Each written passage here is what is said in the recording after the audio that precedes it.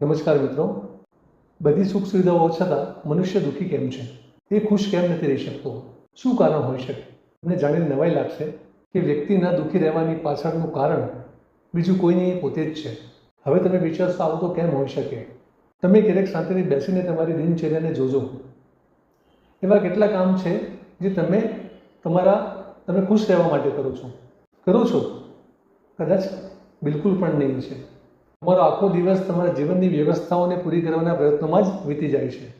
સાચું કહું તો સુખી જીવન જીવવા માટે જે અનિવાર્ય છે એ બધું જ તમારી પાસે ઉપલબ્ધ છે. બીજાથી વધુ સુખી થવા તમે માંગો છો, એ જ તમારા દુઃખનું મૂળ કારણ છે. તમે જીવનને સ્પર્ધા સમજી બેઠા છો. યાદ રાખો, ગમે તેટલું મેળવેલું છતાં છેવટે કંઈક ને કંઈક મેળવવાનું બાકી રહી જ જશે. માટે જે છે, જેટલું છે એમાં જ સુખેથી જીવવાની કળા શીખી લો. નહીં તો જે અમૂલ્ય જીવન ભગવાને તમને આપ્યું છે સુખીથી જીવવા માટે, એ તમે એમ જ નાહકની ભાગદોડમાં વેડફી દેશો. જે મૂલ્ય સંપદા તમે બહાર ખોજી રહ્યા છો એ તમારી પાસે જ છે. ફક્ત જરૂર છે એને સમજવાની. આશા કરું છું મારી આ રજૂઆતને તમે વિચારશો. ધન્યવાદ.